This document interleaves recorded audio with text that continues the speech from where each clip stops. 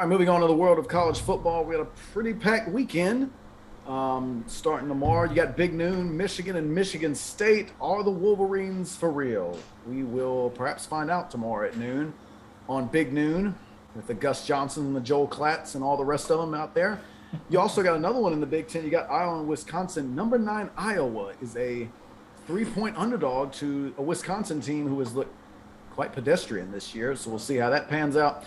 And then in the game on CBS, we got Georgia back in action. Number 1 Georgia. They'll take on Florida. Florida very underwhelming this season. They're 4-3. They were expected to be much better than that. Georgia was 14-point favorite in that one. We'll see how that turns out. I think Georgia should be somewhat concerned. Oklahoma with the Caleb Williams. They'll look to keep things going against Texas Tech. You got Ole Miss and Auburn. They'll get it going. Kentucky. They'll be at Mississippi State. And then the big one in the evening, Penn State. They're 5-2 now. They've fallen in the rankings to 20 by virtue of that loss to Illinois. Do they have anything left for this suddenly surging Ohio State Buckeyes? We will see tomorrow on a rare, actually decent 7:30 ABC game. Drink, all yours.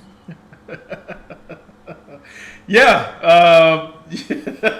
Listen, here's the deal. Listen, I mean, me being an SEC guy, Alabama fan, yes, you know, I like to come in here and toot that SEC horn. But I got to say, man, this weekend seemed like the Big Ten is stepping up under the bright lights to say, listen, the Big Noon game, number 6 Michigan, a 4-point favorite over number 8 Michigan State. Here's the deal. The key to that game is just this. Who's going to run the ball better? It's just that simple. Whoever run the ball better, probably going to win that game. Neither one of these teams just blow your socks off with the pass game. So both teams are going to prepare to stop the run. So they will usually tell you, what doesn't that mean whichever team pass the ball better will win? No, not really. Because if you're going to average 3.5 to 4 yards per pass, that's going to move the chains every now and then. But the thing is, when you be able to break through it with the run, and then you dictate third down or you dictate the red zone, that's what's going to win this game. This is not going to be a high-scoring affair, folks. That's why I'm telling you right now, I think this game is going to be based around the run and the defense, not so much the pass game. However, with that said, I am going to take, ready for it? I'm going to take Michigan State. I think Mel Tucker got those guys playing a lot better. I mean, not a lot better, but I just believe in Mel Tucker a little more than Jim Harbaugh at this point. Because the guy jumped from, like, I felt like just yesterday he was still coaching at Georgia. But he'd already made a pit stop at Colorado, and we see what they look like since he left. And now he's up here in Michigan State. He done turned that program around. I just like what Michigan State doing, so I'm going to take them. Number 9, Iowa going to Wisconsin. Listen, folks, I don't know what Vegas see in Wisconsin every week, but they seem to be favored every other week. I mean, they might have played one game they wasn't favored in, even though they done lost a lot of games already this season. But you know, yes, somebody got them a 3-point favorite against Iowa. I'm not usually one to go against Vegas because they do a lot of research and they all about the young lettuce. And you know your boy like that lettuce too, called me a vegetarian. But I'm going to take number 9 Iowa in that one in another low-scoring affair. I'm telling you, outside of Ohio State, just don't expect a whole lot of fireworks from the Big Ten.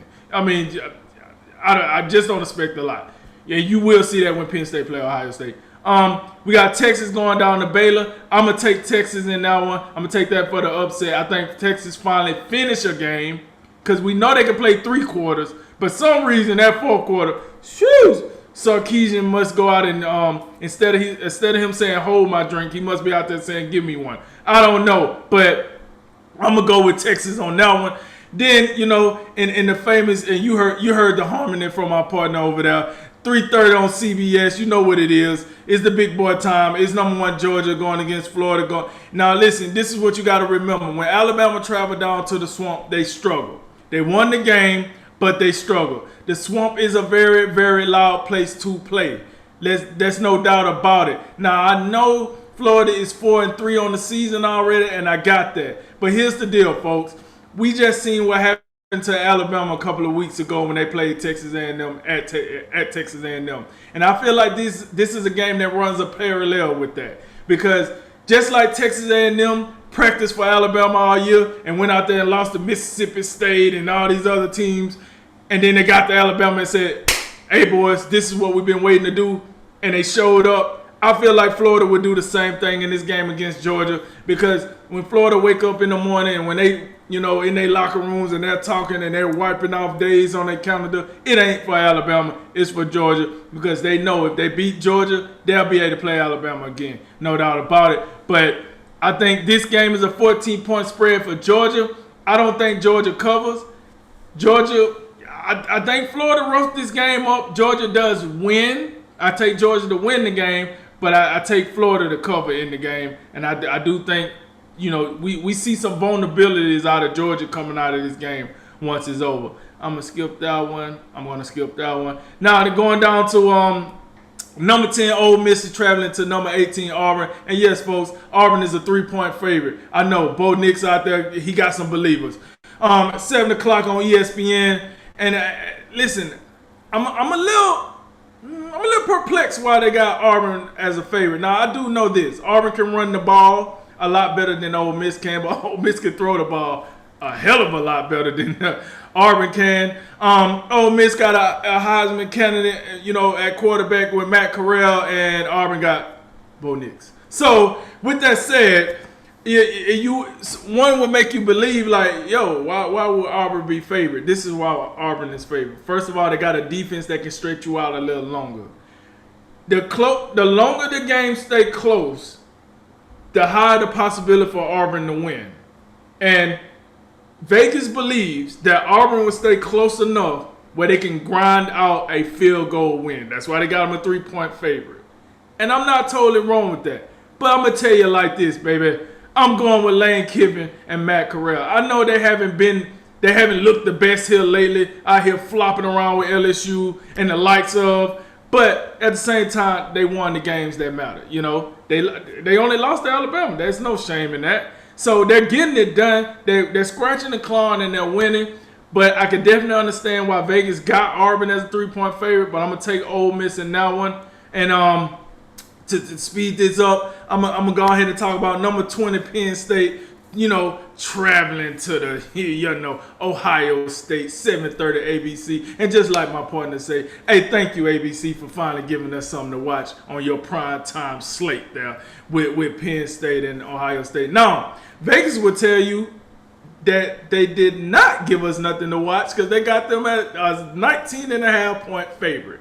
However, we'll see. Penn State play defense. One thing you can say about Penn State is this. They might be out here losing the teams they shouldn't lose to. I shall not mention.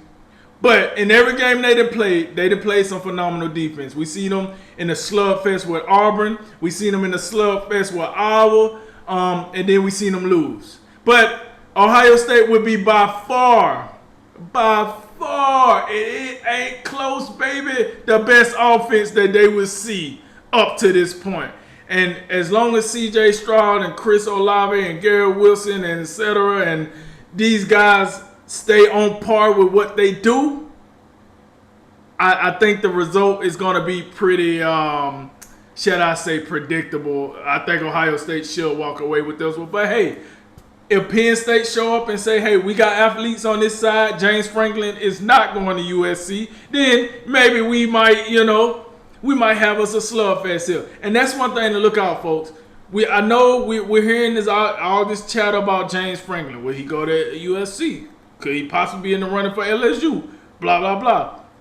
Those distractions does sometimes, make your team think like, well, I don't know if I want to go all out for this cat. He might not even be here next year.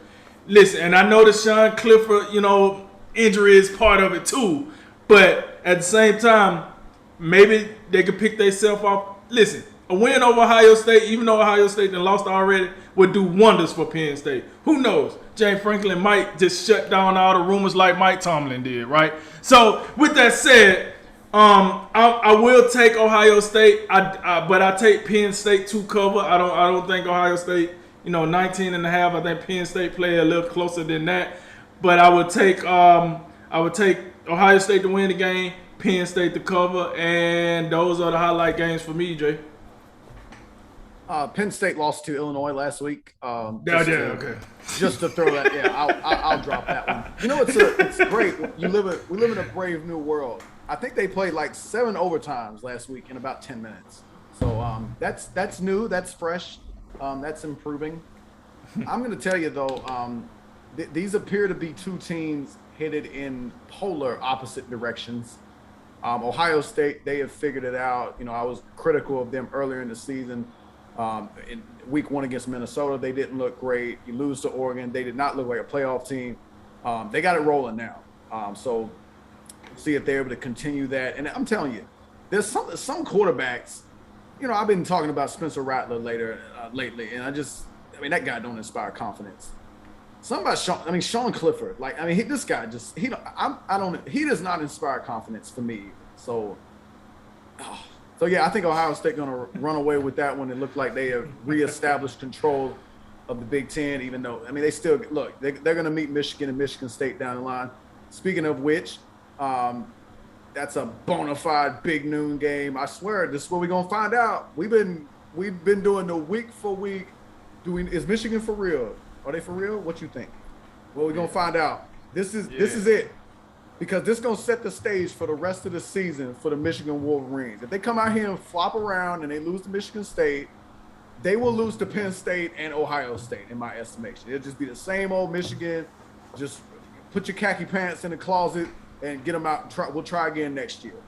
Now, if they win, that'll be the first time where we've looked at them this season and said, oh, Michigan, they done something. And they'll be on the road, so it'll be a big test. We know what Michigan's been about. They've been highly effective running the football, play defense. I think these are pretty similar teams. You know, Michigan State, they got a reputation going back to D'Antonio where, you know, they hard-nosed physical football. So it's going to be what they, you know, from time to time you hear a rock fight. That's what I think it's going to turn out to be. So I'm definitely excited for that one. I think it will be low scoring. I'm going to go against the grain. I'm going to take Michigan. Don't have much confidence in it at all, but I'm going to go with Michigan. I think they finally get it done, and we'll just, yes, Jim Harbaugh, you did it. I don't want a big one. Yeah, I won the big one, and then we're gonna look at it and say, okay, well, the real big one is at the end of the season. How about you try to win that one too? You know, Georgia and Florida, I'm with you on this one. I think even though, you know, I think Georgia probably wins this game. Look. Don't be deceived about Florida. You know, one thing about them is their losses are close. They lost to Bama by 2. Kentucky got them by 7. And they lost to LSU by 7. So, you know, what that tells me, and I know Georgia's a different animal, but, even against Bama, you know, you're not going to – I find it hard to believe that you're going to run away from them. And Georgia, we've talked about them. Their constant is their defense. So – that's going to be the matchup.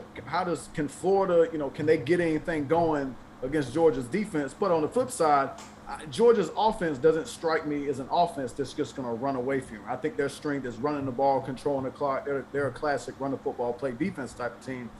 So I think, you know, just going off by that, I think it will set up to be a close game. You know, maybe you could talk me into Georgia winning by 10, but I think it's competitive as long as Florida doesn't come in, you know, in the neutral site in Jacksonville and just start, out there looking like the Salvation Army, just giving the ball away.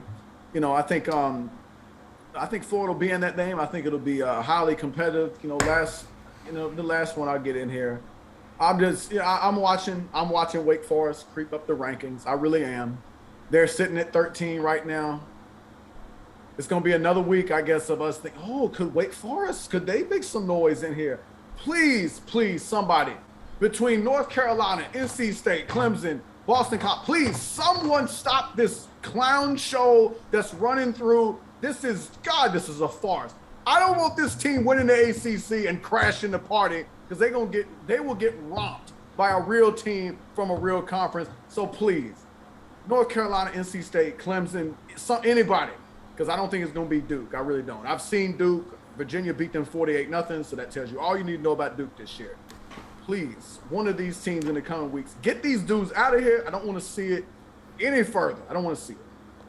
Yeah, so I just want to say before, listen, my bad. I did mention the swamp. I forgot this is the biggest cocktail party outside. So this game is getting played in Jacksonville in the Jacksonville Stadium.